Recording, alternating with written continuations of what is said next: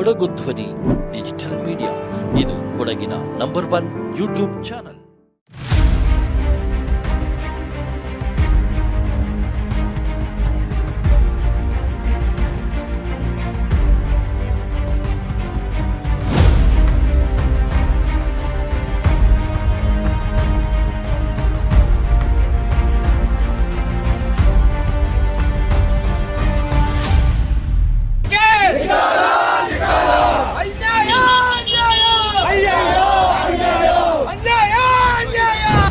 BJP ಸರ್ಕಾರಕ್ಕೆ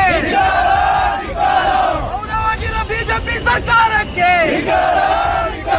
ಅಪಪ್ರಚಾರ ಮಾಡುತ್ತಿರುವ ಬಿಜೆಪಿ ಸಾಮಾಜಿಕ ಜಾಲತಾಣಕ್ಕೆ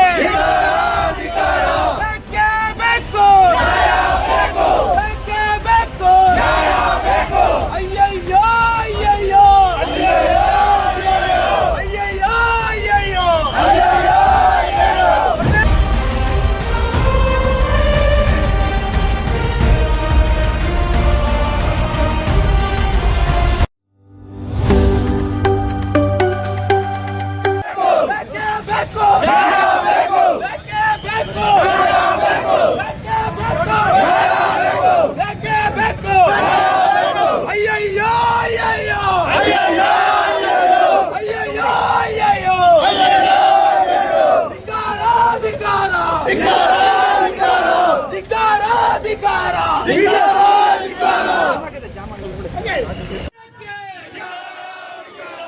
ಯುವಕರ ವಿರೋಧ ಇರುವ ಬಿಜೆಪಿ ಸರ್ಕಾರಕ್ಕೆ,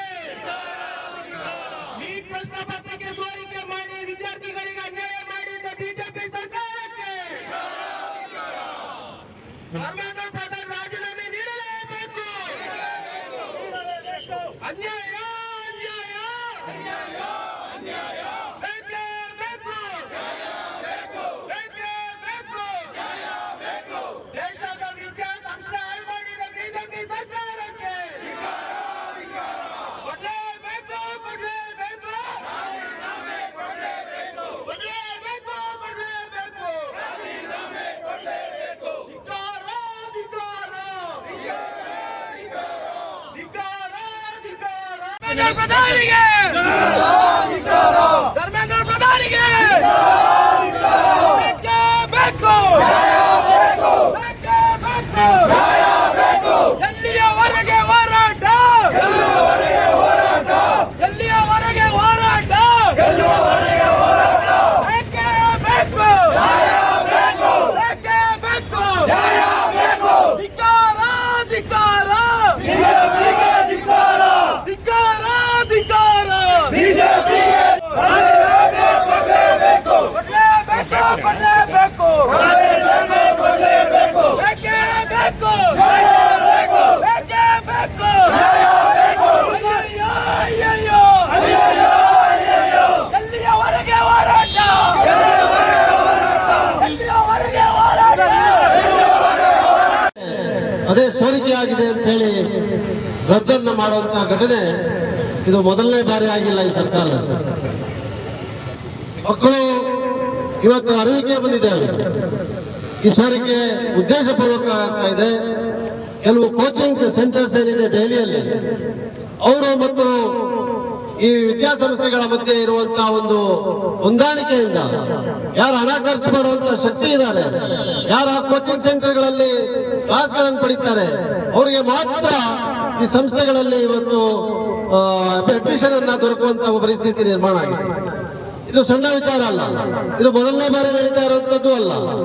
ಅದರಿಂದ ಮಕ್ಕಳು, ಲಕ್ಷಾಂತರ ಮಕ್ಕಳು, ನಾನು ಕೂಡ ಸಾಂದರ್ಭಿಕವಾಗಿ ದೆಹಲಿಯಲ್ಲಿರುವಂತಹ ಅವಕಾಶ ಸಿಗ್ತೇನೆ. ನಾನು ನನ್ನ ಕಾರು ಒಳಗಡೆಯಿಂದ ನೋಡಿದೆ, ಲಕ್ಷಾಂತರ ಮಕ್ಕಳು, ಯಾರು ಕೂಡ 20-25 ವಯಸ್ಸಿನ ಒಳಗಡೆ ಇರುವಂತಹ ಪ್ರಾಯದ ಮಕ್ಕಳೇ ಆ ಪ್ರತಿಭಟನೆಯಲ್ಲಿ ಭಾಗವಹಿಸುತ್ತಿದ್ದಂತ. ಲಕ್ಷಾಂತರ ಸಂಖ್ಯೆಯಲ್ಲಿ ದೇಶದ ಎಲ್ಲ ಭಾಗದಲ್ಲಿ ಯಾರಿಗೂ ಕೂಡ ವಾಹನವನ್ನು ಕೊಟ್ಟಿಲ್ಲ, ಯಾರಿಗೂ ಕೂಡ ಖರ್ಚಿಗೆ ಹಣವನ್ನು ಕೊಟ್ಟಿಲ್ಲ, ಯಾವ ರಾಜಕೀಯ ಪಕ್ಷದ ಹಸ್ತಕ್ಷೇಪ ಇಲ್ಲ. ಅವರೇ ಸ್ವಯಂ ಪ್ರೇರಿತವಾಗಿ ಬಂದಂತಹ ಒಂದು ದೊಡ್ಡ ಪ್ರತಿಭಟನೆ. ಇದನ್ನ ಬಂದು ಸಂಧಾನದ ಮೂಲಕ, ಮಾತುಕತೆಯ ಮೂಲಕ ಪೂರೈಸಿ ಪ್ರಜಾಪ್ರಭುತ್ವ ಇನ್ನು ಉಳಿದಿದೆ ದೇಶದಲ್ಲಿ ಅಂತೇಳಿ ತೋರಿಸೋದ್ಬಿಟ್ಟು ಅವರ ಮೇಲೆ ಲಾಠಿ ಪ್ರಹಾರವನ್ನ ಮಾಡಿದಂತ ದುಷ್ಟ ಸರ್ಕಾರ ಇವತ್ತು ಕೇಂದ್ರದಲ್ಲಿ.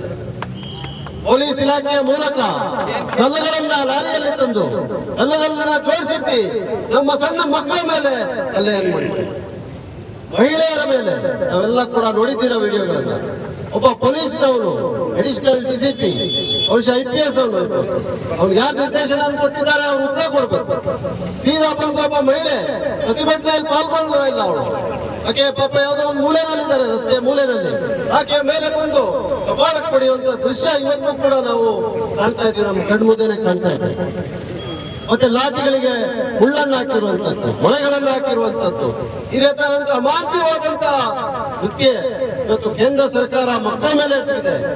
ಅದನ್ನ ಪಾರ್ಲಿಮೆಂಟ್ ನಲ್ಲಿ ಸಂಸತ್ತರೊಳಗೆ ಚರ್ಚೆ ಮಾಡ್ಲಿಕ್ಕೆ ಅವಕಾಶ ಇಲ್ಲ, ಹೊರಗಡೆ ಚರ್ಚೆ ಮಾಡ್ಲಿಕ್ಕೆ ಅವಕಾಶ ಇಲ್ಲ.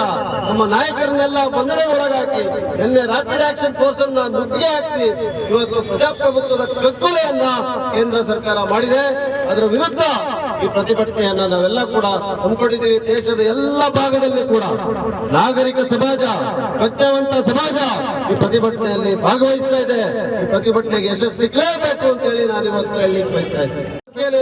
ಇವತ್ತು ಪೊನ್ನಂಪೇಟೆ ಭಾಗದ ಕಾಂಗ್ರೆಸ್ ಕಾರ್ಯಕರ್ತರು, ಸಾರ್ವಜನಿಕರು ಈ ಗೋಳಿಕೊಪ್ಪಲಿನ ನೂತನವಾದಂತಹ ಬಸ್ ನಿಲ್ದಾಣದಲ್ಲಿ ಪ್ರತಿಭಟನೆ ಬಂದಿದ್ದೀರಿ. ನಮಗೆಲ್ಲರಿಗೂ ಕೂಡ ಪ್ರಜಾಪ್ರಭುತ್ವ ಉಳಿಕೆ ಈ ಹೋರಾಟಕ್ಕೆ ಸ್ವಾಗತ ಮತ್ತು ಧನ್ಯವಾದಗಳನ್ನ ಕೂಡ ಹೇಳಲಿಕ್ಕೆ ನಾನು ಬಯಸ್ತಾ ಇದ್ದೀನಿ. ಇವತ್ತು ಅದನ್ನ ದಾರಿ ತಪ್ಪಿಸುವಂತ ಕೆಲಸ ಮಾಡ್ತಾರೆ ಬಿಜೆಪಿನವರು, ದಾರಿ ತಪ್ಪಿಸುವಂತ ಕೆಲಸವನ್ನು ಮಾಡ್ತಾರೆ. ಇದು ಯಾರೋ ದುಡ್ಡು ಕಳಿಸ್ಬಿಟ್ಟಿದ್ದಾರೆ, ಯಾರೋ ಹಣ ಕೊಟ್ಟು ಪ್ರತಿಭಟನೆಯನ್ನ ಮಾಡ್ತಾ ಇದ್ದಾರೆ. ನೀವು ಕೂಡ ಪ್ರತಿಭಟನೆ ಮಾಡ್ತಾ ಇದ್ದೀರಲ್ಲ, ಎಷ್ಟು ಹಣ ತಗೊಂಡು ಮಾಡ್ತಾ ಇದ್ದೀರಾ ಪ್ರತಿಭಟನೆ ಅಂತ? ನಾವು ನಿನ್ನೆ ವಿರಾಜಪೇಟೆಯಲ್ಲಿ ಪ್ರತಿಭಟನೆಯನ್ನು ಮಾಡಿದ್ವಿ, ಶಾಂತಿಯುತವಾಗಿ ಮಾಡಿದ್ವಿ. ಒಂದೇ ಒಂದು ವಾಹನವನ್ನ ಕೂಡ ತಡೆಗಟ್ಟಿಲ್ಲ. ಇದು ಪ್ರತಿಭಟನೆ ಅಲ್ವಾ? ವಾಹನವನ್ನ ತಡೆಗಟ್ಟಿ, ರಸ್ತೆಯನ್ನ ತಡೆಗಟ್ಟಿ, ಜನರಿಗೆ ಹಿಂಸೆಯನ್ನು ಕೊಟ್ಟು ನೀವು ಪ್ರತಿಭಟನೆ ಮಾಡುವಂತದ್ದು ಇದು ಪ್ರಜಾಪ್ರಭುತ್ವ ಅಲ್ಲ. ಇದು ಸರ್ವಾಧಿಕಾರಿಯ ಧೋರಣೆ. ಪೊಲೀಸ್ ಕ್ರಮ ಜರುಗಿಸೋ ಕಾನೂನು ಪ್ರಕಾರ ಜರುಗಿಸ್ತದೆ. ಅಲ್ಲಿ ನೀವೇನ್ ಮಾಡಿದಿರಿ?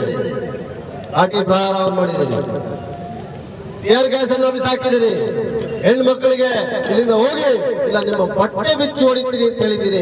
ಎಲ್ಲ ಕೂಡ ಸಣ್ಣ ಸಣ್ಣ 16 ವಯಸ್ಸಿನ ಮಕ್ಕಳು, 18 ವಯಸ್ಸಿನ ಮಕ್ಕಳು ವಿಡಿಯೋದಲ್ಲಿ ಇವತ್ತು ಅನೇಕರ ಮಾತುಗಳನ್ನ ನಮಗೆ ಕೇಳಿ ನಮ್ಗೆ ಕಣ್ಣಲ್ಲಿ ನೀರು ಬರುವಂತ ಪರಿಸ್ಥಿತಿ ದೇಶದಲ್ಲಿ ನಾವು ನಿರ್ಮಾಣ ಮಾಡಿದ್ದೀವಿ. ಬರೀ ನೀಟ್ ಪರೀಕ್ಷೆ ನಾವು ಯಾಕೆ ಸೋರಿಕೆ ಆಗಕ್ಕೆ ಬಿಟ್ಟಿದ್ದೀರಿ? ಯಾರು ಇದಕ್ಕೆ ಲೆಕ್ಕ ಕೊಡೋರು? ಯಾರ ಸಚಿವರು ಅವ್ರನ್ನ ಕುರಿಸಿ ರಾಜೀನಾಮೆ ಕೊಡಿ ಅಂತ ಕೇಳ್ತಾ ಇರುವಂತ ಪ್ರತಿಭಟನೆಯನ್ನ ಹತ್ತಿಡ್ಲಿಕ್ಕೋಸ್ಕರ ಈ ಕೆಲಸವನ್ನು ತಾವು ಮಾಡಿದ್ದೀರಲ್ಲ, ಇದಕ್ಕಿಂತ ಪ್ರಜಾಪ್ರಭುತ್ವ ವಿರೋಧಿ ಕೆಲಸ ಇನ್ನೊಂದು ಇರ್ಲಿಕ್ಕೆ ಸಾಧ್ಯ ಇಲ್ಲ. ದೇಶದ ಇತಿಹಾಸದಲ್ಲಿ ಯಾವತ್ತೂ ಕೂಡ ನಿಮ್ಮನ್ನ ಶ್ರಮಿಸೋದಿಲ್ಲ, ಮರೆಯೋದು ಇಲ್ಲ ಅಂತ ನಾವೆಲ್ಲ ಕೂಡ ಕಂಠಘೋಷವಾಗಿ ಇವತ್ತು ಹೇಳಲೇಬೇಕಾಗಿದೆ. ದೇಶದಲ್ಲಿ ಅನೇಕ ಸಮಸ್ಯೆಗಳಿದೆ. ಎಲ್ಲ ಸಮಸ್ಯೆಗಳನ್ನ ಪ್ರಶ್ನೆ ಕೇಳಿದಾಗ ನೀವು ದೇಶ ವಿರೋಧಿಗಳು, ನೀವು ಪಾಕಿಸ್ತಾನದಿಂದ ಬಂದಂತವರು, ನೀವು ಬಾಂಗ್ಲಾದೇಶದಿಂದ ಬಂದಂತವರು, ಈ ರೀತಿಯಾಗಿ ಜನರನ್ನ ದೇಶದ ಭಾವನೆಯನ್ನ ತೋರಿಸಿ ಅವರಿಗೆ ಭಯ ಉಂಟು ಮಾಡಿ ಎಲ್ಲ ಪ್ರತಿಭಟನೆಗಳನ್ನ, ಪ್ರಶ್ನೆಗಳನ್ನ ಉತ್ತರ ಕೊಡದೆ ಹತ್ತಿಡುವಂತ ಪ್ರಯತ್ನ ನಡೀತಾ ಇದೆ. ಇವತ್ತು ಎಥನಾಲ್ ಅನ್ನ ಬಳಸೋದಕ್ಕೆ 20% ಕಡ್ಡಾಯವನ್ನು ಮಾಡಿದ್ದೀವಿ. ಎಥನಾಲ್ ಬಳಸಲಿಕ್ಕೆ ಕಡ್ಡಾಯ ಮಾಡಲಿಕ್ಕೆ ಈ ಕಂಪನಿಯ ಮಾಲೀಕ ಯಾರು? ನಿಮ್ಮಲ್ಲಿರುವ ಒಬ್ಬ ಸಚಿವ, ಅವನಿಗೆ 20% ಕಡ್ಡಾಯ ಮಾಡಿ ನೀವು ಜನರಿಗೆ ಇವತ್ತು ಬಲಿ ಕೊಡ್ತಾ ಇದ್ದೀರಾ. ಈ ಹಣ ಎಲ್ಲ ಯಾರೋ ಒಬ್ಬ ಮಂತ್ರಿಯ ಕಂಪನಿಗೆ, ಅವನ ಖಜಾನೆಗೆ ಹೋಗ್ತಾ ಇದೆ. ಇದು ಅನ್ಯಾಯ ಅಂತ ಕೇಳಿದ್ರೆ ಅದನ್ನ ಹತ್ತಿಡುವಂತ ಕೆಲಸವನ್ನು ಮಾಡ್ತಾರೆ. ಎಥನಾಲ್ ಹಾಕುವ ಬಳಸುವ ಮೂಲಕ ಇವತ್ತೆಲ್ಲ ಇಟ್ಕೊಂಡಿದ್ದಾರೆ. ಇದರಿಂದ ಅನೇಕ ಸಮಸ್ಯೆಗಳು ವಾಹನಗಳಿಗೆ ಆಗ್ತಾ ಇದೆ. ಆದ್ರೆ ಅದು ಬರೀ 4-5 ಸಾವಿರದಲ್ಲಿ ಮುಗಿಯುತ್ತದೆ ಅಂತ ಹೇಳುವಂತ ವಾದವನ್ನ, ವಿತಂಡ ವಾದವನ್ನ ತಾವು ಮಾಡ್ತಾರೆ. 4-5 ಸಾವಿರ ರೂಪಾಯಿ ಆದ್ರೂ ಕೂಡ ಅದು ಹಣ ಅಲ್ವಾ? ಅದು ಯಾರ ಬೊಕ್ಕಸೆಗೆ ಹೋಗ್ತಾ ಇದೆ? ಈ ಎಥನಾಲ್ ಕಂಪನಿ ಯಾರದು? ಯಾರು ಇದಕ್ಕೆ ಹೊಣೆಗಾರರು? ಈ ಪ್ರಶ್ನೆಯನ್ನ ದೇಶದಲ್ಲಿ ಕೇಳೋಗಿಲ್ಲ. ಕೇಳಿದ ಅಂದ್ರೆ ಅವ್ರನ್ನ ದೇಶ ವಿರೋಧಿ ಅಂತ ಹೇಳಿ ಬಿಂಬಿಸಿ ಅವರ ಮೇಲೆ ಎಲ್ಲಾ ರೀತಿಯಾದಂತಹ ಪ್ರಹಾರವನ್ನ ನಡೆಸುವಂತ ವಾತಾವರಣ ನಿರ್ಮಾಣ ಮಾಡಿದ್ದಾರೆ. ಈ ದೇಶದ ಸ್ವಾತಂತ್ರ್ಯವನ್ನ ತಂದಂತ ಪಕ್ಷ. ನಾವು ಇದಕ್ಕೆ ಜಗ್ಗೋದಿಲ್ಲ. ನಿಮ್ಮ ಸುಳ್ಳು ಪ್ರಚಾರಗಳಿಗೆ, ನಿಮ್ಮ ಅಪಪ್ರಚಾರಗಳಿಗೆ, ನಿಮ್ಮ ದೇಶದ ಮಾತುಗಳಿಗೆ, ನಿಮ್ಮ ಭಯವಾದ ವಾತಾವರಣ ನೀವೇನು ನಿರ್ಮಾಣ ಮಾಡ್ತೀರಿ, ಇದಕ್ಕೆ ನಾವು ಬಗ್ಗೋದಿಲ್ಲ. ನ್ಯಾಯ ದೊರಕಲೇಬೇಕು. ಈ ದೇಶದ ಪ್ರಜಾಪ್ರಭುತ್ವ ಉಳಿಲೇಬೇಕು. ಯಾಕಂದ್ರೆ ಈ ದೇಶಕ್ಕೆ ಪ್ರಜಾಪ್ರಭುತ್ವ ತಂದುಕೊಟ್ಟಿರುವಂತದ್ದು ಕಾಂಗ್ರೆಸ್ ಪಕ್ಷವೇ ಹೊರತು ಇವತ್ತು ನಿನ್ನೆ ಬಂದಿರುವಂತಹ ಭಾರತೀಯ ಜನತಾ ಪಕ್ಷ ಅಲ್ಲ ಹೇಳುವಂತ ಸ್ಪಷ್ಟವಾಗಿ ಅರ್ಥ ಮಾಡ್ಕೊಂಡು.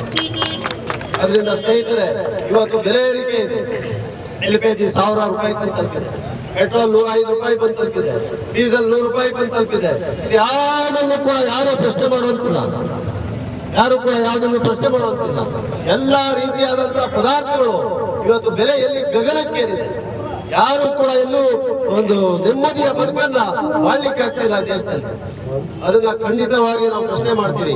ನೀವೆಷ್ಟೇ ದೊಡ್ಡ ಸರ್ವಾಧಿಕಾರಿ ನಿಮ್ಮ ನಾಯಕರು ಅಂತ ನಾವು ತಿಳ್ಕೊಂಡಿರ್ಬೋದು, ಆದ್ರೆ ಪ್ರಜಾಪ್ರಭುತ್ವ ವ್ಯವಸ್ಥೆಯಲ್ಲಿ ನಾಯಕರು, ಮಾಲೀಕರು, ಅಧಿಕಾರಿಗಳು ಎಲ್ಲ ಕೂಡ ಸಾರ್ವಜನಿಕರೇ, ಮತದಾರರೇ ಹೊರತು ಯಾವುದೇ ಪಕ್ಷದ ನಾಯಕರಲ್ಲ ಹೇಳುವಂತದ್ದು ಸ್ಪಷ್ಟ. ಈ ದೇಶ ಅನೇಕ ಉದಾಹರಣೆಗಳು ಈ ಸರ್ವಾಧಿಕಾರಿ ಧೋರಣೆಯಲ್ಲಿ ಸರ್ಕಾರಗಳನ್ನ ರಾಜ್ಯದಲ್ಲಿ, ಕೇಂದ್ರದಲ್ಲಿ ಜನ ಉರುಳಿಸಿರೋದನ್ನ ನಾವು ನೋಡಿದ್ದೇವೆ. ಮುಂದಿನ ದಿನಗಳಲ್ಲಿ ಖಂಡಿತವಾಗಿ ಕೇಂದ್ರದಲ್ಲಿ ಅನೇಕ ಬದಲಾವಣೆ ಆಗೇ ಆಗುತ್ತೆ. ಜನ ಎಚ್ಚೆತ್ತುಕೊಂಡಿದ್ದಾರೆ. ಅದರಲ್ಲೂ ಮಕ್ಕಳು ಮತ್ತು ಯುವಕರು, ಯುವತಿಯರು ಇವತ್ತು ಬೀದಿಗಿಳಿದಿದ್ದಾರೆ. ಈ ಸರ್ಕಾರವನ್ನ ಪತನಗೊಳಿಸುವವರೆಗೂ ಅವರು ಬಿಡೋದಿಲ್ಲ.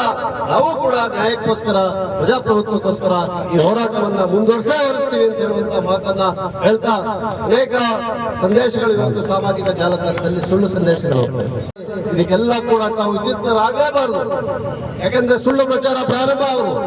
ನೀವು ಪ್ರತಿಯೊಂದು ಸಂದರ್ಭದಲ್ಲಿ ನೀವು ಕೊಡಗಿನಲ್ಲೇ ತಗೊಳ್ಳಿ, ಯಾವ ಸಂದರ್ಭದಲ್ಲಿ ನಾವು ಯಾವ್ದಾರ ಪ್ರಶ್ನೆಯನ್ನು ಕೇಳ್ತೀವಿ, ಸುಳ್ಳು ಪ್ರಚಾರವನ್ನ ಪ್ರಾರಂಭ ಮಾಡ್ತೀವಿ. ಎಲ್ಲದಕ್ಕೂ ನಾವೇ ಕಾರಣಕರ್ತರು. ಯಾವ ಒಳ್ಳೇದಾಗೋದಕ್ಕೆ ಮಾತ್ರ ಅವರು, ಯಾವ್ದಾರ ತಪ್ಪು ಕೆಟ್ಟದಾದ್ರೆ ನಾವು, ಈ ರೀತಿಯಾದಂತಹ ಪ್ರಚಾರವನ್ನ ಪ್ರಾರಂಭ ಮಾಡ್ತಾರೆ. ಈ ಪ್ರಚಾರಕ್ಕೆ ತಾವು ಯಾರು ಕೂಡ ಕಿವಿ ಕೊಡಬೇಡಿ. ಜನ ನಮ್ಮೊಂದಿಗಿದ್ದಾರೆ, ಮತದಾರರು ನಮ್ಮೊಂದಿಗಿದ್ದಾರೆ, ಸಮಾಜ, ಪ್ರಜ್ಞಾವಂತ ಸಮಾಜ ನಮ್ಮೊಂದಿಗಿದೆ. ಖಂಡಿತವಾಗಿ ಈ ಒಂದು ಹೋರಾಟದಲ್ಲಿ ನಮಗೆ ಗೆಲುವು ಸಿಕ್ಕೇ ಸಿಗ್ತದೆ. ನಾವು ಗೆದ್ದು ಹೊರಗೆ ಬಂದೇ ಬರ್ತೀವಿ ಅಂತ ಹೇಳುವಂತಹ ಅಚಲ ವಿಶ್ವಾಸ ನಮ್ಗೆಲ್ಲರಿಗೂ ಕೂಡ ಇದೆ.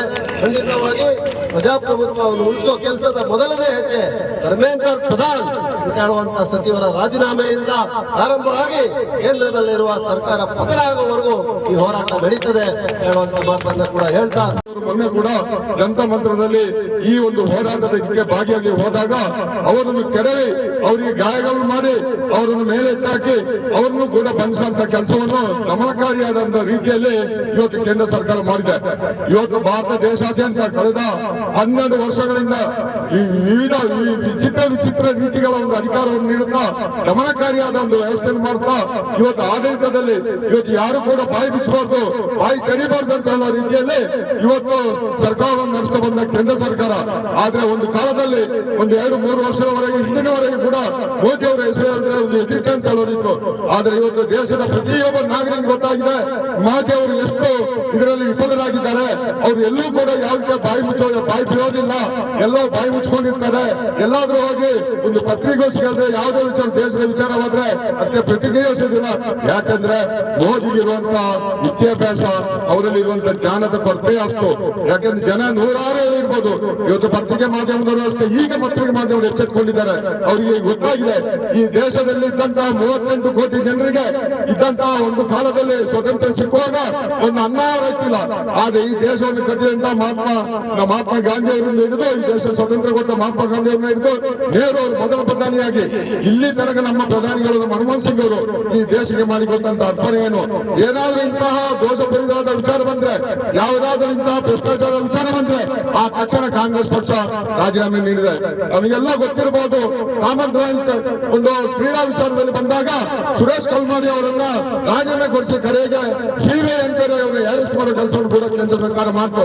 ಅದೇ ರೀತಿಯಲ್ಲಿ ಮನಮೋಹನ್ ಸಿಂಗ್ ಸರ್ಕಾರ ಇದ್ದಾಗ ಕೋಲ್ ಹಗರಣ ಆಯ್ತು. ಆ ಸಂದರ್ಭದಲ್ಲೂ ಕೂಡ ಕನ್ನಿಮಾಲಿ ಅವ್ರನ್ನ ರಾಜೀನಾಮೆ ಕೊಡಿಸ, ಆ ಸಂದರ್ಭದಲ್ಲಿ ಅದಕ್ಕೆ ಈ ರಾಜ ಅಂತ ಹೇಳೋ ಕೇಂದ್ರ ಮಂತ್ರಿಗಳಿದ್ರು, ಅವ್ರನ್ನ ರಾಜೀನಾಮೆ ಕೊಡಿಸುವಂತ ಕೆಲಸ ಕೂಡ ಆಯ್ತು. ಆದ್ರೆ ಇವತ್ತು ಧರ್ಮೇಂದ್ರ ಪ್ರಧಾನ್ ಅವರು ಈ ದೇಶದ ವಿದ್ಯಾರ್ಥಿಗಳ ಭವಿಷ್ಯನೇ ಹಾಳು ಮಾಡಿದ್ದಾರೆ. ಕಳೆದ 12 ವರ್ಷಗಳಿಂದ ವಿವಿಧ ರೀತಿಯ UPSC ಈ ತರದ ಸೆಂಟ್ರಲ್, ಈ ತರದ ಕೇಂದ್ರ ನಿಯೋಜಿತ ಈ ಪರೀಕ್ಷೆಗಳಲ್ಲಿ ಆದಂತಹ ಅಕ್ರಮಗಳು ಸುಮಾರು ಇವತ್ತು ಪತ್ರಿಕಾ ಡೇಟಾ ಪ್ರಕಾರ, ಅದರ ಒಂದು ಲೆಕ್ಕಾಚಾರ ಪ್ರಕಾರ 85 ಈ ತರದ ಪ್ರಶ್ನೆ ಪತ್ರಿಕೆಗಳ ಸೋರಿಕೆ ಆಗಿದೆ. ಇದರಿಂದ ಎಷ್ಟು ನ್ಯಾಯಯುತವಾದ ವಿದ್ಯಾರ್ಥಿಗಳಿಗೆ ಅನ್ಯಾಯ ಆಗಿರ್ಬೇಕು ಅಂತ ಹೇಳೋದು ನಾವೆಲ್ಲ ಊಹಿಸಬೇಕಾಗಿದೆ. ಇದರೆಲ್ಲ ಪ್ರಯುಕ್ತ ಇವತ್ತು ನಾವು ಹೋರಾಟ ಮಾಡಬೇಕು. ಇವತ್ತು ದೇಶದ ಅಜಾಗ್ರತೆ, ಬೆಲೆ ಏರಿಕೆ, ಪ್ರತಿಯೊಂದು ವಿಚಾರದಲ್ಲೂ ಕೂಡ ನಾವು ಇವತ್ತು ಒಂದು ದಿಕ್ಕು ತೋರಿಸಿದ ಒಂದು ವ್ಯವಸ್ಥೆಗೆ ದೇಶವನ್ನು ತಂದಿದ್ದಾರೆ. ಆದ್ರೆ ಜನರಿಗೆ ಅರ್ಥ ಆಗ್ತಿಲ್ಲ. ಇವತ್ತು ದೇಶದ ಆರ್ಥಿಕ ವ್ಯವಸ್ಥೆ ಏನು ಅವರು ರಾಜೀನಾಮೆ ಕೊಡಬೇಕು. ಇವತ್ತು ಪ್ರತಿಯೊಬ್ಬ ಭಾರತೀಯ ಮೇಲೆ, ಮೋದಿಯ ಮೇಲೆ ಇವತ್ತು ಅಪನಂಬಿಕೆ ಬರ್ತಾ ಇದೆ. ಮೋದಿಯನ್ನು ಏನ್ ಕೊಂಡಾಡಿದ್ರು, ಬೇಕಾದಷ್ಟು ವಿಚಾರವಂತರು ಕೊಂಡಾದ್ರು, ಇವತ್ತು ಎಲ್ಲರಿಗೂ ಗೊತ್ತಾಗ್ತದೆ ಆಗ್ತದೆ. ಮೋದಿ ದೇಶಕ್ಕೆ ಕಪಟ ಮಾಡಿದ್ದಾನೆ, ಈ ದೇಶಕ್ಕೆ ಅನ್ಯಾಯ ಮಾಡಿದ್ದಾನೆ, ದೇಶದ ಆರ್ಥಿಕ ವ್ಯವಸ್ಥೆ ಹಾಳು ಮಾಡಿದ್ದಾನೆ, ವಿದ್ಯಾರ್ಥಿಗಳ ಒಂದು ಭವಿಷ್ಯನ ಹಾಳು ಮಾಡಿದ್ದಾರೆ, ಸಾರ್ವಜನಿಕ ಭವಿಷ್ಯ ಹಾಳು ಮಾಡಿದ್ದಾರೆ. ಈ ತರದ ಒಂದು ವ್ಯವಸ್ಥೆ ಇವತ್ತು ಜನರಲ್ಲಿ ಬರ್ತಾ ಇದೆ. ಆದ್ರಿಂದ ಬಂಧುಗಳೇ, ಇವತ್ತು ದೇಶಾದ್ಯಂತ ಇವತ್ತು ಎಲ್ಲರಿಗೂ ಮನವರಿಕೆ ಆಗಿದೆ, ವಿವಿಧ ಸಂಘಟನೆಗಳ ಮನವರಿಕೆ ಆಗಿದೆ, ಬೀದಿಗಿಳಿದು ಹೋರಾಟ ಮಾಡುವಂತ ವ್ಯವಸ್ಥೆ ಬಂದಿದೆ. ಈ ಸಂದರ್ಭದಲ್ಲಿ ಮುಂದಿನ ದಿನಗಳಲ್ಲಿ ನಮ್ಮ ರಾಹುಲ್ ಗಾಂಧಿ ಅವರು ಇವತ್ತೇನು ತಾನು ಯಾವುದೇ ಒಂದು ಆಡಂಬರವನ್ನು ತೋರಿಸದೆ ಒಬ್ಬ ಸಾಮಾನ್ಯ ವ್ಯಕ್ತಿಯಾಗಿ ಇವತ್ತು ನಮ್ಮೆಲ್ಲರ ಜೊತೆಗೂಡಿ ಇವತ್ತು ಹೋರಾಟ ನಡೆಸ್ತಿದ್ದಾರೆ. ಆ ಹೋರಾಟಕ್ಕೆ ಬೆಂಬಲ ಕೊಡಬೇಕು.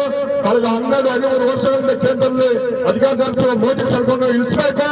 ಇನ್ನೊಮ್ಮೆ ನಮ್ಮ ಏನು ಜನರಲ್ಲಿ ಒಂದು ಉತ್ತಮವಾದ ಭಾವನೆ ಇಟ್ಟು ದೇಶದ ಉತ್ತಮವಾದ ಆಡಳಿತ ಕೊಡ್ಬೇಕಂತ ಇದ್ದಾರೆ ಮಾನ್ಯ ರಾಹುಲ್ ಗಾಂಧಿ ಅವ್ರನ್ನ ಈ ದೇಶದ ಪ್ರಧಾನಿ ಮಾಡಬೇಕಾಗಿದೆ. ನಮ್ಮೆಲ್ಲ ಕಾಂಗ್ರೆಸ್ ಕಾರ್ಯಕರ್ತರು ಮತ್ತು ಸಾರ್ವಜನಿಕರ ಕರ್ತವ್ಯ ಕೂಡ ಹೌದು. ಇದಕ್ಕೆ ಇನ್ನು ಮುಂದೆ ನಾವೆಲ್ಲ ಈ ತರದ ಇನ್ನು ಬರುವ 2-3 ವರ್ಷಗಳಲ್ಲಿ ಈ ತರದ ಸಂಘಟನೆಗಳೊಂದಿಗೆ, ಈ ತರದ ಪ್ರತಿಭಟನೆಗಳೊಂದಿಗೆ ದೇಶದಲ್ಲಿ ಆಗುವಂತಹ ಅನಾಚಾರಗಳು, ಭ್ರಷ್ಟಾಚಾರಗಳು ಇಂಥದಕ್ಕೆ ನಾವು ಅವಿರತವಾದ ಹೋರಾಟಗಳನ್ನು ಮಾಡಿ ನಾವು ಜನರ ಮನಸ್ಸನ್ನು ಜಾಗೃತಿಗೊಳಿಸಬೇಕು, ಮತದಾರರ ಮನಸ್ಸನ್ನು ಜಾಗೃತಿಗೊಳಿಸಬೇಕು, ಸಾರ್ವಜನಿಕ ಮನಸ್ಸನ್ನು ಜಾಗೃತಿಗೊಳಿಸಬೇಕಾಗಿದೆ.